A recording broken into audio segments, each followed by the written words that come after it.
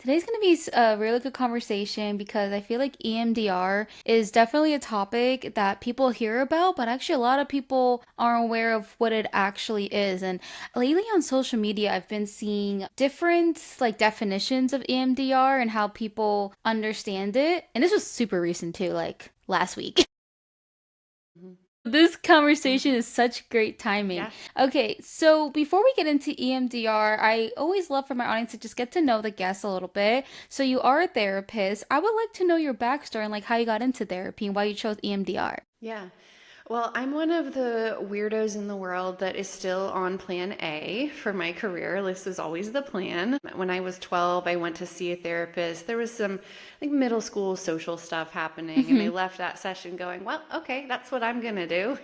Because I understood that therapy was about giving people space to understand their narrative, rewrite it, reclaim it, and walk through the world with their head a little higher and a little more insight Hmm. and ability to handle stressors. So I always knew that's what I wanted to do. And then I was very lucky to be in graduate school, end of the first decade of this century, where we were really dramatically expanding our definition of trauma and looking at, Hmm. oh no, it's not just combat veterans and first responders and people who have Yeah. experienced assault. Like, it's honestly most of us. It just is expressed differently in different populations and with different triggers. And Hmm. I can't remember where I first heard about EMDR, but I was like, ooh, I got to learn about that. And the more I learned about it and then experienced it and went through the training, I Yeah. was like, this is so good. Because the problem that a lot of people have with therapy is that you talk, but that doesn't really result in you feeling different about something really terrible that happened to you. Like, all the insight in the Hmm. world isn't going to change your startle response or a phobia or something like that. So yeah, I was all in on EMDR, and it's why a lot of people come to my practice, because it's one of our primary modalities. It's so effective. People just feel so liberated, and it's also Can you highly complex and explain what collaborative. EMDR is for people who don't know? Yeah, it stands for eye movement desensitization and reprocessing, which is a mouthful, which is why we just say EMDR. In order to explain what it is and what it does, I actually want to tell a little story because it's so much easier to access. So, there was this woman, Dr. Hmm. Francine Shapiro. She was a research psychologist, and she was taking a walk in a park, and she was thinking about something really upsetting. And Right. when you think about something upsetting, like, your body has a reaction, and she was having that reaction. And as she was walking in the park, she moved her eyes side to side along the sidewalk. I don't know why she did that. Just after 10 minutes, the thing she Interesting. was thinking about no longer felt upsetting. And she was like, okay, I got to go research that. So then she spent the next 40 years of her career doing that until she passed a few years ago. And there is just overwhelming research that bilateral stimulation of the brain, meaning side to side movement, and it can be eye movement, it can be sounds, it can be tapping, it can be a bunch of things, helps the Interesting. brain store memories differently. So if I were to ask you, Justine, can you tell me every single detail of your last trip to the grocery store? I usually order You online. probably wouldn't be able to do it, right? Because your brain. Yeah, okay, there we go. But could you tell No, me, like, the probably order not. in which you put things in the cart? Right. Because your brain is like, this information Hmm. is not important to my Yeah. survival. The food is here, I'm good. With something upsetting, something traumatic, the brain says, oh, this information is Hmm. critical to our survival. We must remember every detail. And when we think about it, feel as though we are re Okay. experiencing it, because that's the only way we stay safe. So it's your brain over learning. And EMDR goes in, a very complex 8 phase modality, but EMDR goes in and basically reminds your brain, we do not need every excruciating detail of this, forgetting some of it or just storing it differently, and cutting that tie between the memory and your body So on reaction will social not media, I make want to you hear your opinion unsafe. on this. There's people that say they can't Mm-hmm. remember big parts of their childhood because of childhood trauma. So as a Mm-hmm. therapist, what do you have to say in Mm-hmm. regards to that? Yeah, totally normal. That, again, is your brain protecting you. However, even if you don't remember the specifics of the event or what happened, your body remembers a sense of danger or instability or distrust. And that is what you target in EMDR. So you do not have to have a crystal clear memory that you have total access to. You can target a feeling state or just an image or a complex relationship with a caregiver. And in fact, you should. There's so much evidence that healing childhood trauma literally has physical health benefits, like fewer autoimmune diseases, like rates of diabetes, obesity, like all kinds of very serious, very concrete health outcomes have links to childhood trauma. And if you can heal that, you're Yeah, I do actually hear that healing your as physical well. health as So, do well. you believe that for autoimmune diseases, because I've had a couple of people on the podcast that have an autoimmune disease, do you believe that it's could be like triggered 100% based off of childhood trauma, or you think there's like other factors into it, like talking like science and biology and Yeah. Yeah. Well, what we do know is that it's a result of an overactive stress response or a continuous Mhm. heightened stress response. I also have an autoimmune disease, and I can trace it back to an Okay. extremely stressful period in my life. It showed Hmm. up a year after that stressful period kind of resolved. And I'm Yeah. like, well, yep, makes complete sense. Mine's a little more straightforward than most people's, but we really do ourselves a disservice when Hmm. we completely separate the mental and the physical, because it's Yeah, all that's true. That one makes sense. I ecosystem. try to, because with the challenges that I deal with, I don't know for sure if glaucoma is considered an autoimmune disease. I have glaucoma in my right eye. Is it consider? I've been reading stuff that they're Mm, considering it that, but I'm not sure if. Yeah. No, I know. I don't know. I'm not I'm a just medical picking your doctor. brain. So yeah, I don't know if that's considered. So Yeah. I was like wondering, like, Yeah, oh yeah, my yeah. God, like when I was 17, was it triggered by anything? What Yeah. about your take on like bipolar disorder? Hmm. Well, we know what that is. I mean, it's something that there's a genetic predisposition, and one of the theories of why bipolar Hmm. shows up in some people, like one sibling and What's not the that? other, is something called kindling theory, which is that you have a genetic Hmm. predisposition and then there's a triggering event. So it could be a trauma or something happens. I know someone who Hmm. took an Interesting. anti-malarial medication and that triggered. Quite no. So it's kind of like, when you build a campfire, you have like at the Hmm. bottom like the paper and the kindling and then the wood on top. So if there's a spark that ignites it, then it will manifest. And in some people, they don't ever have that spark. And there's kind of for many Hmm. people, there's kind of a window in your like late teens through late 20s where bipolar would show up for the first time. And if the spark doesn't hit in that window, like maybe you're okay Yeah. for the rest of your life. I don't know. I haven't studied it Yeah, I mean, extensively, it totally but makes sense. it's The it's reason I'm pretty asking is fascinating. like it happened to me. So I have bipolar 2, and I was diagnosed when I was Mm, 17. mm-hmm, So mm-hmm, it, mm-hmm, and I had no idea. Like mm, basically, okay. what Yeah. the event that made my parents take me to a psychiatrist was an episode of self-harm. And so I was Okay. self-harming from like the age of 14 up until my, diagnosis and such. And when I talked to a psychiatrist, they were like, Mm-hmm. okay, I think you have bipolar. And I think well, they didn't say I think. They said, you have bipolar too. Mm, And they said, and you may have some BPD tendencies. mm-hmm. And so, and then yeah, I went to multiple psychiatrists throughout my Mm-hmm. life, just like different phases in my life, moving. I had to see a lot of life phases, and only one psychiatrist said they didn't think, Mm-hmm. but all the other ones did. So I'm like, okay, if I saw like eight of them and Hmm. like seven Yeah. of them say that I have bipolar, I guess I do. But then, yeah. Yeah. Well, yeah. It really speaks to like how siloed our healthcare system is, that like you were just sent to a bunch of psychiatrists. Like I hope they also did blood work for like iron deficiency, thyroid issues. I'm sure at some point. But the fact that you have this kind of questioning look on your face is like, oh yeah, they operate very much in a like the brain and mental health is its own little thing over here, and we do not think about the impact Mm-hmm. of the whole rest of your ecosystem. So I think medicine is trending toward, although we have a very long way to go, a more integrative approach, which is when you go to a psychiatrist, they run some labs to make sure it's not a thyroid issue or an iron deficiency or an autoimmune condition, because we can't just treat this thing over here and Yeah, not I think think when about I the first rest of got the diagnosed, system. I don't think they ran any of like those types of tests. But of course, yearly I would get all that stuff checked out. So maybe they Yeah. looked into that. But Yeah.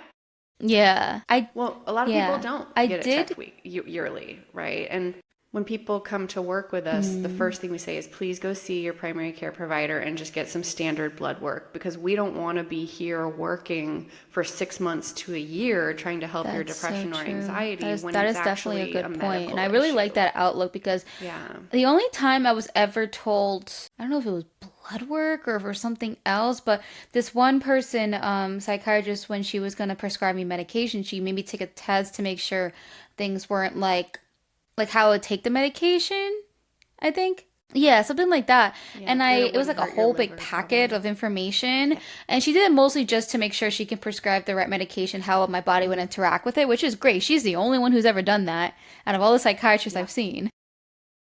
Yeah. Oh, so I just heard about this from a provider that I work with.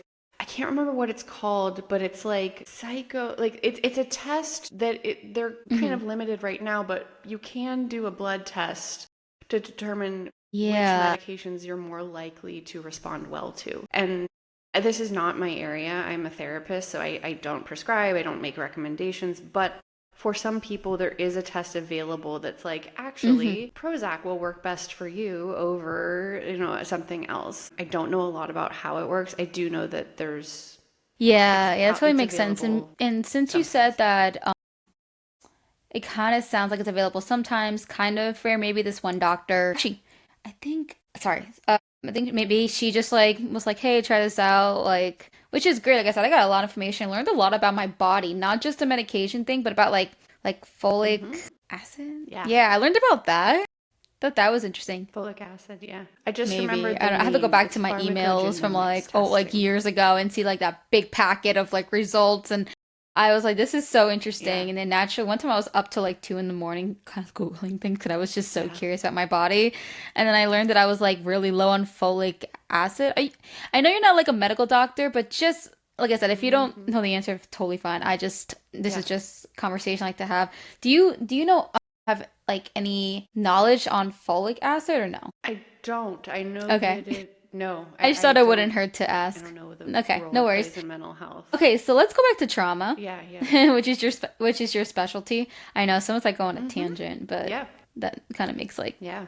yeah, uh-huh, you're so right. That's Okay, how the brain so works. before you were talking about how when people think of trauma, they think of people who come back from, the military and such. And a lot of people may think, "Oh, I don't struggle with trauma or PTSD. I had a great childhood." Like I hear that a lot. So I guess what would Mm-hmm.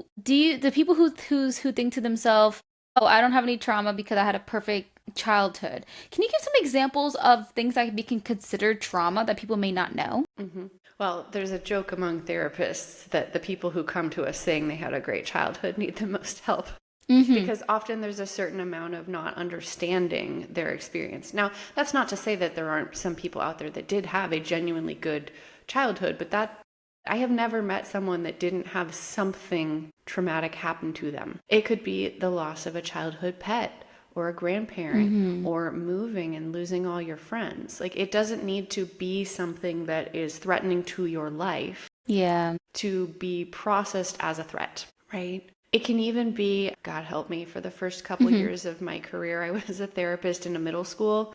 Never again. It's just middle schoolers don't have a lot of Mm-hmm. coping skills, so something happens and they think they're dying. But being cast out of your friend group, which happens in middle school, like there's drama in the friend group, on an Yeah. evolutionary level, that does feel like dying, because historically we relied on being part of the community, of the tribe, of the nomadic culture, or whatever it was, for our survival.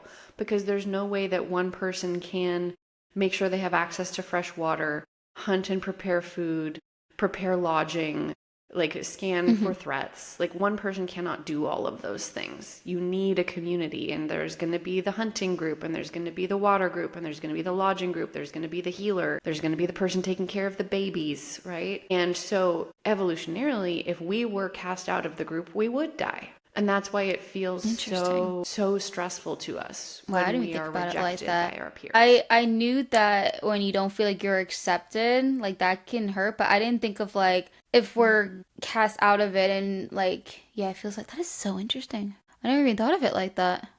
Yeah.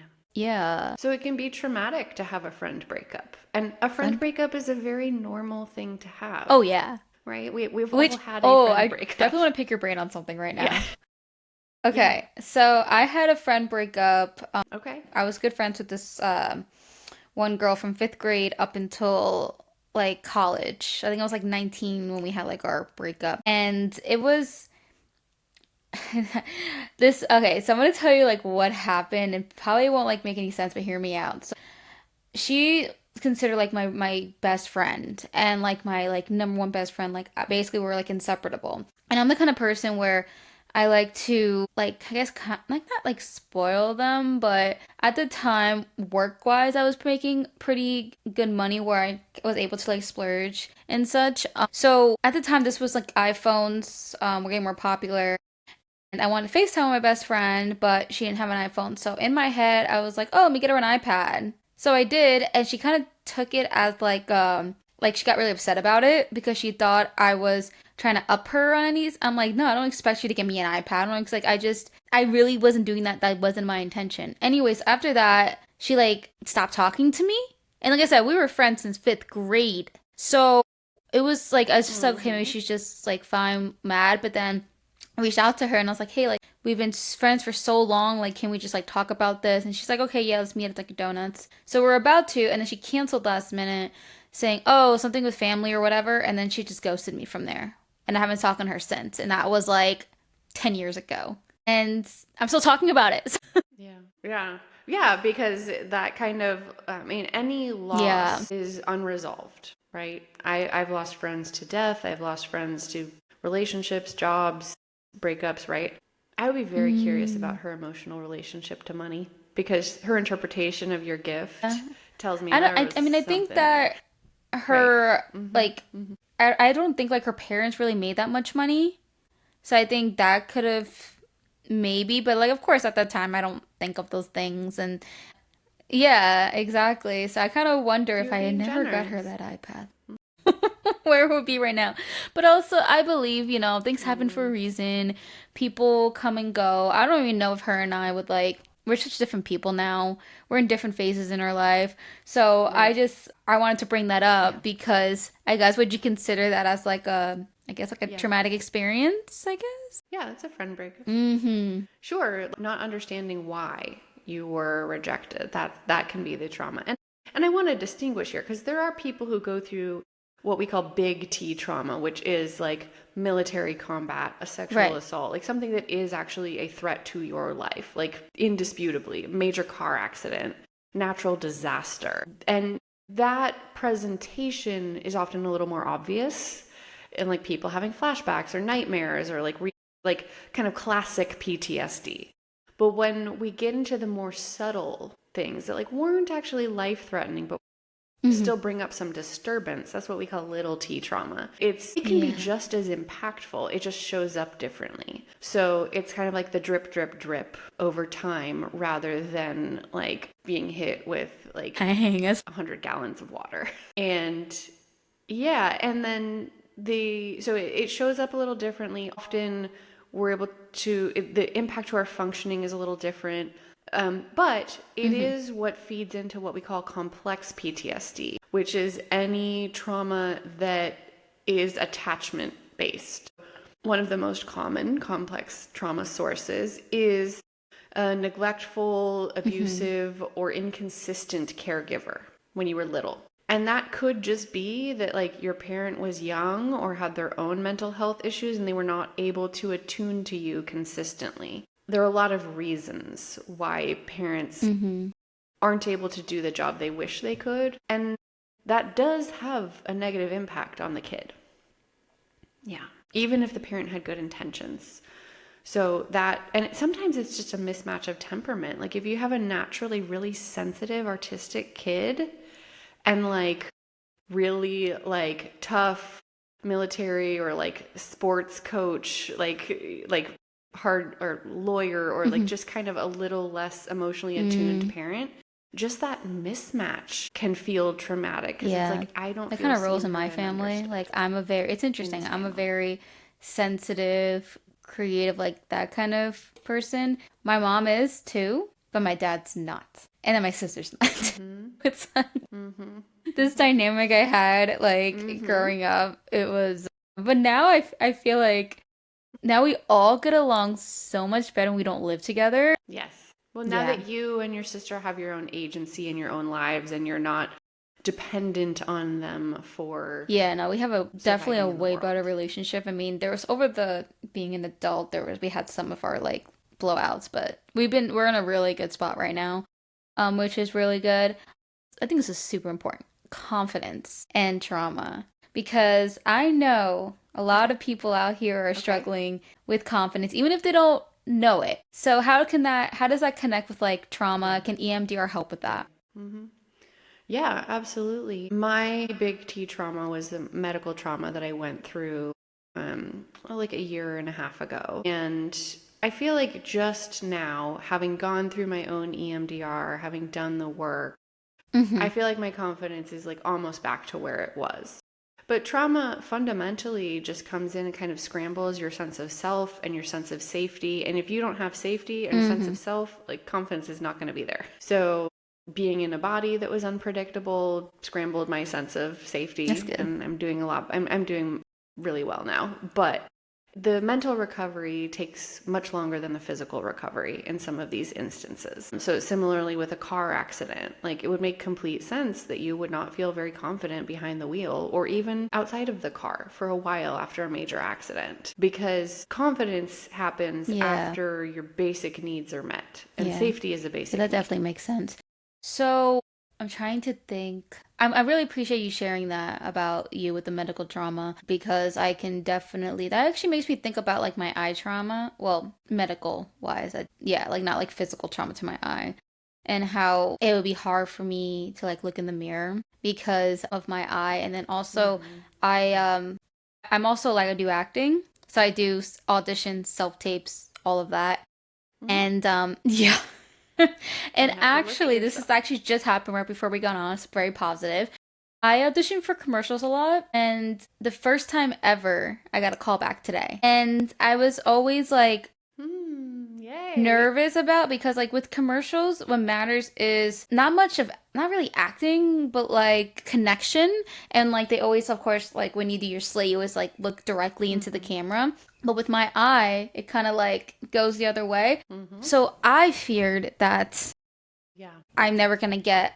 Shoot. Sorry, I got distracted. I'm gonna cut that out. I was like, oh wow. I love editing. Yay. Okay. Yeah, like the ADHD is kicking. Okay, sorry. I know. I just like noticed it. I was like, oh man. It's so Okay, sorry. sweet. Going back to what I was Yeah. saying. Yeah, so I just thought in my head, I'm like, oh my God, if I have this problem with my eye, like, am I never gonna get an opportunity to do a commercial?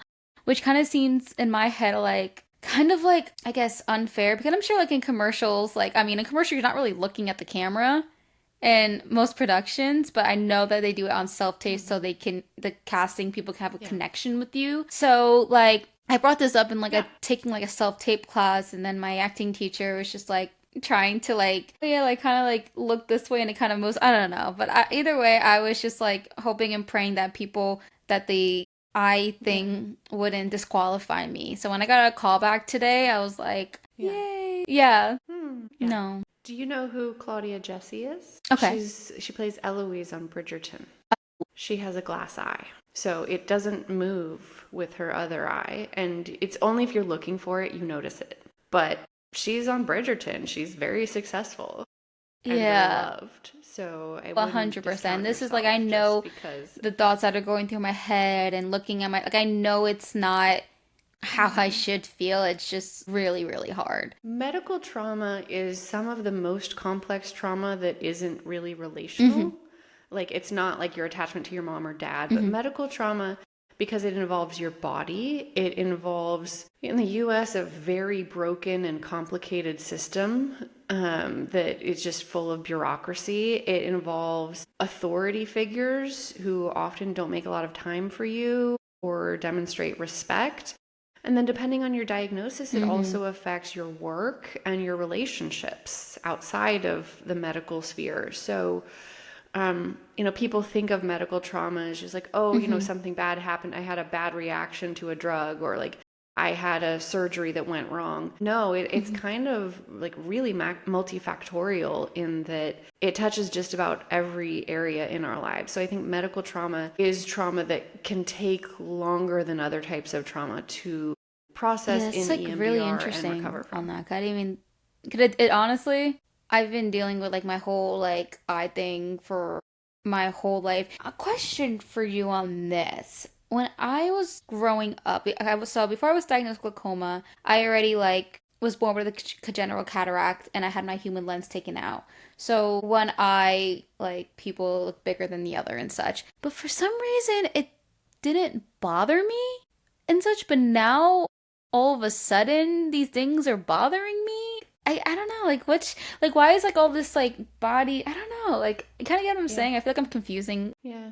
Well, my experience has been that things bother us when they have particular meaning or we interpret certain meaning from them. It's not about the actual illness itself. It's about like, how does it impact your life? How does it impact your I wonder if me being perception on of yourself? camera more often lately, like I've been on camera since 2016 when I started doing my YouTube channel and podcasting, now acting. I'm just throwing myself into these like, yeah, actually, Hey, that's exposure therapy. Just want to quickly ask you that, just in case, since you said the words, can you explain what that is? I mean, I know what it is, but like explain to my listeners. Exposure, yeah.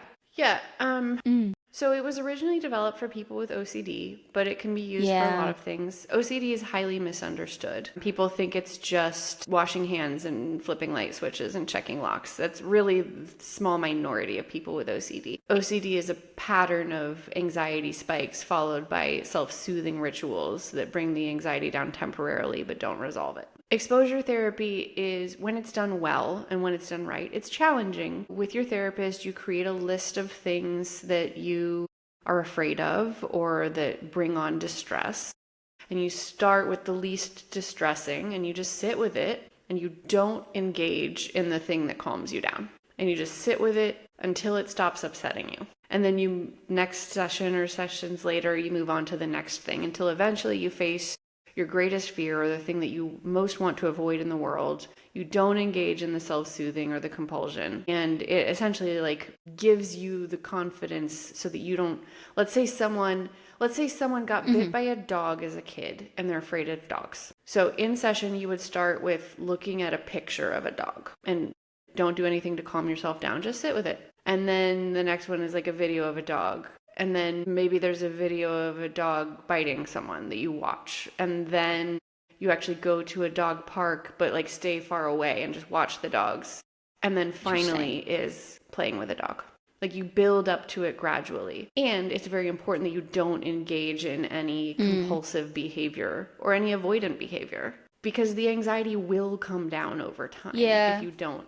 That makes sense. I kind of feel like, it's just the first thing was YouTube for me. And then, podcasting, a clip is going to go on YouTube. And overall, just social media. Like, overall, just like, I would also, like, TikToks as well, talking and, like, being a talking head and promoting products. And, I didn't even think about it. I was, like, pretty much giving myself exposure therapy in a way. Not even realizing that. Yeah, it is. And can I walk you through what it might look like to do EMDR on that? Just like as an example. This is where we got started. So EMDR, it's 8 phases. So phase 1, if I were your therapist, which I'm not, and I can't be, but we would just start with you telling me your life story chronologically. And this is part of us getting to know each other. And as you're telling your story, I will ask questions and I'm going to be looking for themes. So with some people, it's a theme of traumatic loss or a theme of neglect or a theme of instability, or it could even be like repeated specific traumas, like repeated sexual assault, repeated exposure to gun violence. It could be a lot of things. And so once I kind of have that theme, I'm like, okay, I Yeah. think this is how we're gonna approach this. And I just kind of file that away. I don't share it till later. I do share it. There's no like wizard behind the curtain here. But then phase 2 is actually the most important phase. And that is preparation and resourcing. Because let me tell you, if you just drop someone into trauma processing and they have not prepared and they have no resources and no ability to cope with the intensity of it, they're going to fail. So if anyone listening is going into trauma therapy and your therapist does not spend any time preparing and resourcing That makes you, sense. I can't tell you how helpful it is to just have tools at your disposal for when you are distressed, and tools that are very personal and very effective. So that is very important. As part of that, I give a little homework assignment. Not all EMDR therapists do this, but I do.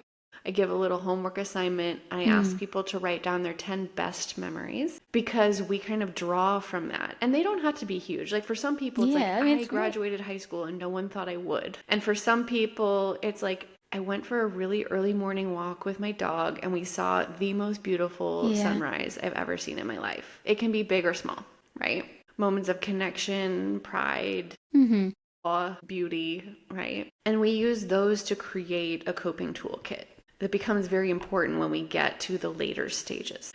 Stage 3, phase 3, we together would come up with our list of targets.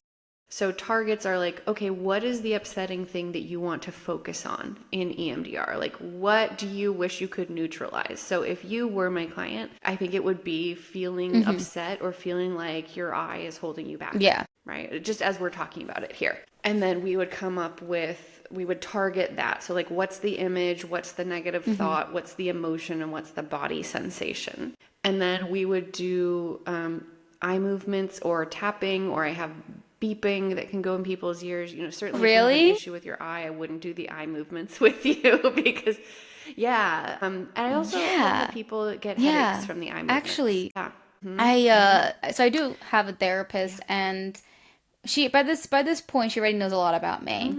And I asked her about EMDR. She doesn't have like the certification in it, but she like gave me the okay to like just try out like the self like administer one. So I just like, but she did tell me like, well, if this happens, and stop or whatever.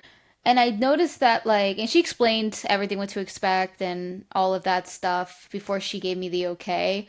And it made sense, and it's a lot of kind of what you're telling me too. But I didn't notice the headache thing I had. I had a headache thing, and then I asked her about it. I forgot what her response was. So I would not recommend a self-guided EMDR at all. EMDR is a highly complex modality, and if you were to become flooded or dissociate or like need support, I really would want you to have a therapist there. It seems so simple, just side to side, right? But it's so complicated on the inside. I trained in 2018, and I still meet with my consultant multiple times a month just to really like make sure I'm doing this right. I mean, technology is amazing. I just don't think it's there yet. So, but with those self-guided EMDR apps, I would recommend you can absolutely use them. Think about those positive memories and use them, because what it does is it installs those positive memories on an even broader neural network. So you have more access to positive things that have happened to you. It's really great for that. It's also great for sleep. Just like put on some binaural tones and think about something beautiful and just drift off to sleep. You know? So those apps have some use, but it's limited. And certainly if you have a major trauma or you have a complex trauma, I wouldn't use them. But because really the only thing they do is phase 4. Right? Which is you think about the therapist guides you through a series of like thinking about specific things, part of the target that you came up with together. and then just letting the side to side or bilateral Yeah. stimulation help your brain So when recategorize I did things. the whole like eye movement thing, I don't know if this is like a placebo or anything Mm-hmm. like that, but when I went to bed like right after it. Mm-hmm. Honestly, I did have a really good sleep. I can say that. I had a Mm-hmm. really good sleep. But also what I noticed is that I had Yeah, a I bet. dream. It was about there was this like relationship I had when I was in high school that took me so long to actually so long for me to get over. Like I'm telling you, like years and years and like it was just something like I kept going back to, and it was just Mm-hmm. really actually it triggered a self-harm episode, which actually was the biggest one. And then like so yeah, I would say considering like the relationship, how it affected me so much. And I really think it affected me a lot because I went into that relationship with a really low self-esteem from like being really severely bullied. And then I had one person that actually like really made me feel better about myself and confidence and so I guess now what I know now it makes sense. Well, when it was happening as a teenager and a young adult, I'm like, Mm-hmm. what is wrong with me? You know, like why is this like so hard for me to get over? Like Mm-hmm. even if I would dated people after, like it still kept going back to this one person. It was really frustrating. Well, Mm, it activated an attachment system response. And you do need to work with a skilled clinician on this, but yeah. EMDR So can I really had a help with dream attachment trauma. and it was kind of flipping through memories of this specific person, except I didn't feel negative towards it. I felt fine. I felt okay. And I'm like, what just happened? Yes, Yeah, so I I know. It's so weird. It's so weird. Like when I explain EMDR, really? I feel crazy explaining it because it's like, yeah, you just move your It eyes and erases then it. your It's an trauma goes eraser. away. Like, And okay. which I know it's not, but like, yes. Yeah. No, I know. No, it doesn't Interesting. erase it. It neutralizes it, right? You're never going to forget the learnings. You're never going to forget the person or the event or whatever it is. Just that reactivity that you Mm-hmm. have to reminders, Yeah. that gets neutralized. Yeah. So, and then phases 5 through 8 are really just about like integrating the information and calming the body, checking the target again to make sure that it stays neutralized and helping you kind of go Mm-hmm. out into the rest of your day. And most people come to us with a handful of targets. It's very rarely just one. We do get some people come in with one, often a medical trauma, interestingly, which are some of the more Yeah. complicated traumas, other Yeah. than attachment traumas, which are the most complex. But yeah, so I think I was just watching a clip of Miley Cyrus talking about her experience in EMDR, and it was very interesting because her experience that she shared Mm. was actually an epigenetic trauma, so something that hadn't happened I to didn't know her this. happened Interesting. to her grandmother. Yeah, you know that there is Mm-hmm. it happened to her mother Okay. when her mother was in the womb. And yeah, and it sounds very woo and very like, yeah, okay, something that happened while your mother was in the womb could like make you have this like Mm-hmm. desperate urge to be liked, which is what she was talking about. But this narrative, and Mm. what she was explaining is her mom was adopted. So there was an Interesting. initial rejection, and that initial Mm-hmm. rejection Yeah. has been passed down epigenetically. I haven't done much processing on epigenetic trauma. I could, it just hasn't come up. But what this brings up is what we call a float back. So often the first thing that we think we're Mm-hmm. coming in for is not actually the target. So, like for example, let me make up something. Let's say someone comes in Mm-hmm. because they had a sports injury that had them on the bench for a season in college, and they come in wanting to process that, and through a specific EMDR process we actually get to when they didn't Mm-hmm. score any goals in youth soccer Mm. when they were 8, their dad would yell at them. And that's actually the target. Like, if I don't perform, I Mm-hmm. am rejected by my caregiver. And so targeting that, it's like a whole line of dominoes. If you find the first domino, Mm. it'll take Yeah. out the whole chain. So you don't have to do every single trauma in a category. You have to find the first or the worst and do that one. And Yeah. it's the I actually therapist's job to discovered find it, not yours. as we're talking right now, well, not as we're talking right now, but like I when I was like in acting class, and we'll have like a vulnerability exercise that we will do. One was to close your eyes and imagine your like childhood home and all that. And so people in my class would be so vulnerable and so much detail will go into it.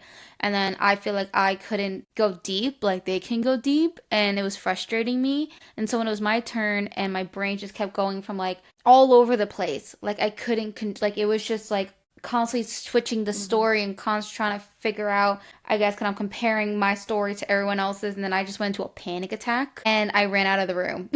Like, I went into a panic, and my acting coach was thinking, like, maybe like what happened like in my childhood.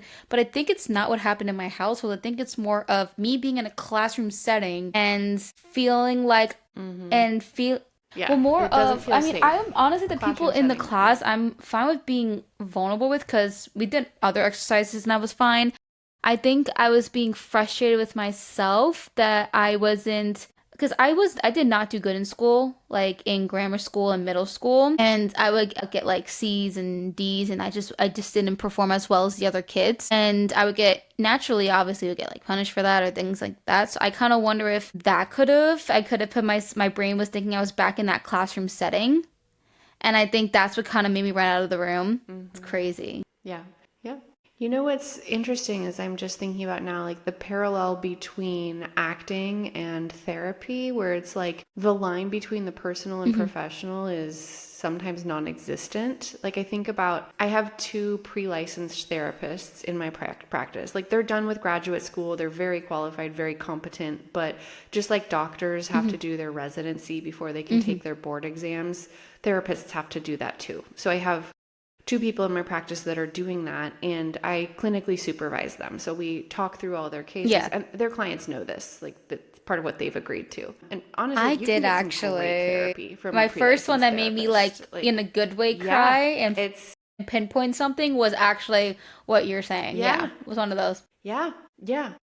I mean, they are motivated. They're not burned out. Mm-hmm. They just learned everything. It's very fresh. They're like really passionate about it and really smart. So, but I supervise them, and as we're talking through their cases, like sometimes stuff from their Mm-hmm. personal lives comes up that they share with me. Now, I can think of very few fields where you would like talk to your boss about Right. your childhood trauma in a way that Yeah. was appropriate and related to the work. Now, they certainly don't have to do this, and I never push them to. But it's such a weird field to get so vulnerable Yeah. and personal with your boss, your clinical supervisor. And similarly, actors really need to Mm-hmm. access really raw material, sometimes share it, have it be filmed, you know? That there's really like a lack of delineation between the personal and the Yeah. professional. So I mean, Yeah, I was I just mean, I've noticing honestly learned that that myself. Like when parallel. I went into acting classes, I did not expect for it to be like therapy as well in a way. We did, and I'm probably gonna like have to go through those Yeah. exercises again because I'm gonna retake his like scene study class, and like half the program is us of him making us do vulnerability exercises, like it's called the imaginary monologue was one of them. And then there's like the phone if you're calling somebody, which, by the way, the phone call one was that girl I was telling you about, the friend. I made my phone call to her, and I had a nice, good cry. Mm. Very healing. Very healing. Mm-hmm. And then the whole, like, Mm. drawing, like, Mm-hmm. So it's a little yes. gestalt, Yeah, which they is call the it, yeah. talking to the empty Yeah, chair that you sometimes exactly. And see. then, Yeah. That phone but call yeah, is, he yeah. does that because unless he says, well, if you're going to be acting for vulnerable characters, you need to first know how to be seen for yourself. Like, you can't, like, tell someone else's story if you don't know how to tell your own. So I thought that was like, okay, that totally makes Mm-hmm. sense. But also, like I said, did not expect to be talking about my trauma in front of. But he does make it a very safe place, though. He's really good at making it safe, and he doesn't go like straight into it. Okay, good. Like it's not like, hey, nice to meet you guys. Tell me all. What I mean. Yeah. Well, as we're wrapping up here, Hmm. I actually have kind of a framework for Hmm. approaching that I learned in graduate school that was very helpful. Because graduate school also, you have to share a lot, just in class discussions, in demonstrations, you know. And I had a professor, I was so grateful she drew this out, but it's a it's a graph, so x and y axis, and although no, it's four quadrants, so x and y, but 4 quadrants. And the X and Y are how Mm-hmm. processed the trauma is, like when it happened and how raw it Mm-hmm. is. How big it Mm-hmm. is and how raw it is. Yeah, it's how big it is and how raw it is. So if you got in a little fender bender on the way to Mm-hmm. class, very recent, but like not huge, and you can be rattled and raw, but it's still probably an okay thing to bring up in class because you're unlikely to be Mm-hmm. completely incapacitated by it. Like, okay, everyone's okay. I'm a little shaken, but I'm okay, right? For the most part. But like your processed childhood sexual trauma that you have not talked about with a therapist, please don't bring that up in an acting class or a graduate therapy class. Like you need to Mm-hmm. have, I mean, that's big and unprocessed. So we don't bring big and unprocessed. You can bring in big and processed, Yeah. or you can bring in small and unprocessed, or somewhere in the middle. But you don't want to go Yeah. I'm into trying to think really of the big stuff and that really I did say in unprocessed. class. I already spoke about it in therapy. Mm-hmm. But I feel like with Yeah. therapy it was like talk therapy. I Mm-hmm. think with this is just letting it go, and like the whole imaginary monologue, like an empty chair. And it's literally a monologue, like Mm-hmm. like saying to somebody that like just kind of like just letting it flow in a way and unlocking a lot of things. But anyway, Mm-hmm. it honestly I felt like and I did talk about it with my therapist, like after too. So like right after I did have conversation with my therapist about it, which was also really good. But yeah, we're already like wow, 52 minutes. That flew by. That really flew by. Mm-hmm. Typically, Mm-hmm. I always like to ask my guests. Here, I gotcha. If there's anything I want people to take away from this conversation, Hmm. it's that trauma can absolutely be healed. It's not completely restoring you to Hmm. the way you were before the trauma. That's not the goal because a lot of people have resistance to that. Like, well, I don't want to forget what happened. I just don't want it to impact me as much. Or like, I don't want to remember that. I don't want to forget that person. Or I don't Hmm. want to lose the learning from this trauma, whatever it was, if there was a learning. And to that, I say, no, you get to keep the memories and the learning. Hmm. All you do is neutralize the disturbance. And EMDR, unfortunately, has Mm, gotten a little bit of a reputation for being a quick fix for truly yeah. single incident traumas, of which there are very few. Yes, that is the case. You can probably make a lot of progress in 8 to 12 sessions for a simple single incident trauma. And Yeah. very few of us have simple single incident traumas because they're often Yeah. in a theme or in that proverbial row of dominoes. So it is a time investment for sure. It takes time, it takes effort and consistency. Hmm. I definitely recommend going weekly if you can, Yeah. but Yeah, and I there's a think what you're lot of doing is hope, amazing and it's because the best also I part of my know job. that I was looking at your website, and not only are you a therapist, but like I can see here that you also do public speaking. That's awesome. So I am gonna, of course, put your website in Mm-hmm. the show notes. Yeah. But Laura, I just want to say thank you so much for coming on and providing my audience some of your knowledge in regards to EMDR. I really do appreciate you.